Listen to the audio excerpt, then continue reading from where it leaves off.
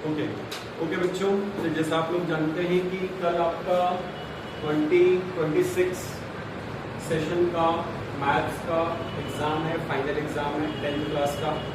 आप लोगों ने खूब तैयारी करी होगी, खूब मेहनत करी होगी साल भर, ठीक है। तो जिन बच्चों ने साल भर मेहनत करी होगी, डेली प्रैक्टिस की होगी, तो उनके मार्क्स बहुत अच्छे आने वाले हैं।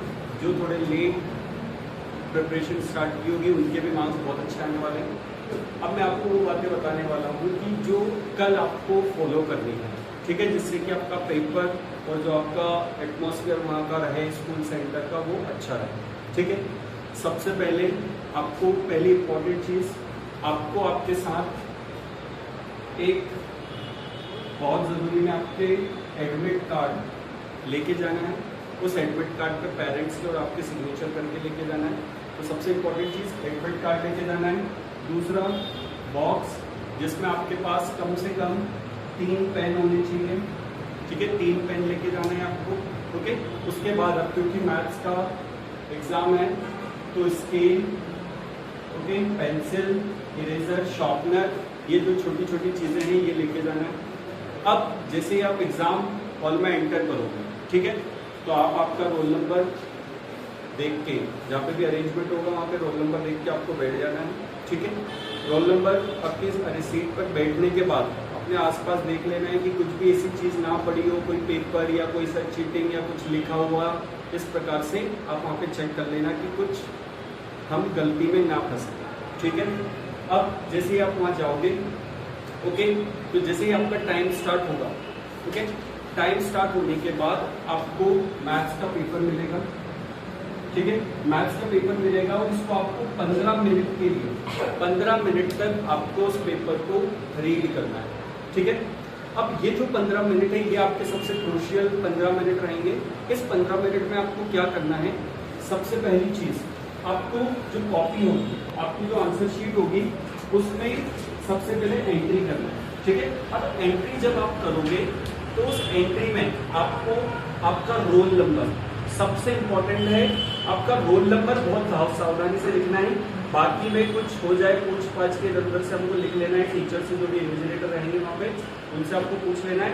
प्रॉपर एंट्री करना है। उसमें ये ध्यान रखना आपका रोल नंबर और आपका सिग्नेचर ये दोनों इंपॉर्टेंट और करेक्ट होना चाहिए। जब आप उनको सर्कल करोगे और मार्क शीट भरोगे तो प्रॉपर सर्कल पूरा फिलअप कर देना है। आपको कम से कम 5 से 6 मिनट में उस कॉपी को भर देना है, ठीक है। पूरी एंट्रीज कर देना है। एंट्रीज करने के बाद आप क्वेश्चन पेपर उठाओगे, ठीक है। जब आप क्वेश्चन पेपर उठाओगे तो सबसे पहले पूरे पेपर को एक बार गो थ्रू करोगे कि ये चीजें हैं, ये चीजें हैं, ठीक है। और उसी 15 मिनट में आपको क्या करना है? सबसे पहली चीज, आपको जितने भी फॉर्मूलेज याद आ रहे हैं, जितने भी फॉर्मूलेज आपको याद है, अब फटाफट उनको कॉपी के किसी भी रफ पेज बना के उसमें नोट डाउन कर दोगे सारे के सारे फॉर्मूलेज। सेकेंड, आप उसमें बना लोगे ट्रिग्नोमेट्रिक टेबल, ठीक है। क्या बना लोगे? आप उसमें ट्रिग्नोमेट्रिक टेबल बना लोगे, वहां पे सारी आइडेंटिटीज लिख लोगे, ठीक है। और जितने भी आपको फॉर्मूले याद है, छोटे से लेकर छोटा फॉर्मूला, वो सारे आप उस रफ पेज में फटाफट लिख लोगे। और इस टाइम काम में आपको कम से कम मैक्स टू मैक्स 10 मिनट लगेंगे, ठीक है। इसके बाद आप क्या करोगे? आपके 15 मिनट खत्म होने के बाद आपको राइटिंग की परमिशन दे दी जाएगी। तो जब आप राइटिंग की परमिशन जैसे ही आपको मिल जाएगी तो सबसे पहले आप एमसीक्यू क्वेश्चन नंबर 1 डालना, ठीक है। वहां पे लिख देना आप मल्टीपल चॉइस क्वेश्चन, ठीक है, फर्स्ट डाल के। फिर आप लिखने वाले हो सॉल्यूशन क्वेश्चन नंबर 1, सॉल्यूशन 1, सिर्फ इतना सा लिखना है आपको, ठीक है।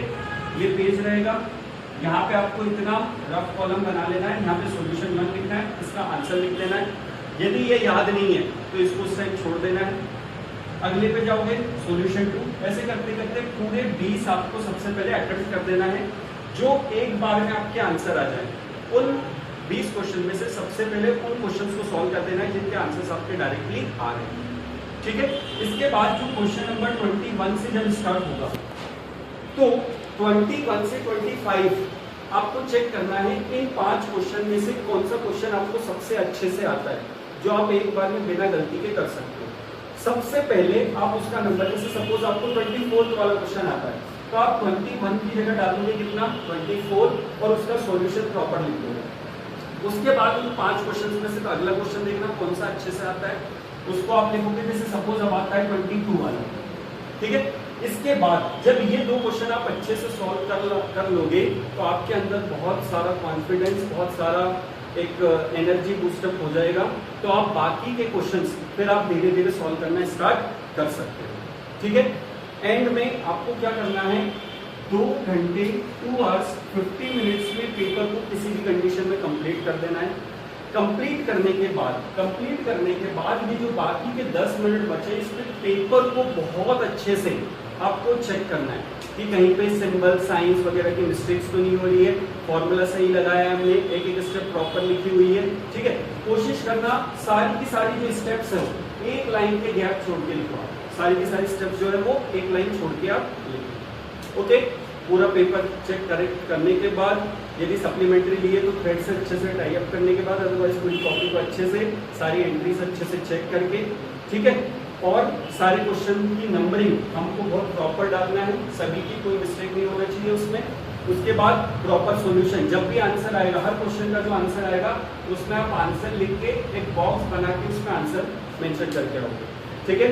एक एक लाइन छोड़ के आपको सारे लिखना है। जैसे 3 घंटे खत्म हो, आराम से फ्रेश माइंड, खूब अच्छे से खुश होके एग्जाम होके बाहर आना है, अपने पेरेंट्स के साथ घर जाना है और नेक्स्ट पेपर की तैयारी करने लग जाना है। तो आप सभी बच्चों को मेरी तरफ से, अमन परमार गुरुकुल एकेडमी की तरफ से बहुत बहुत सारी शुभकामनाएं।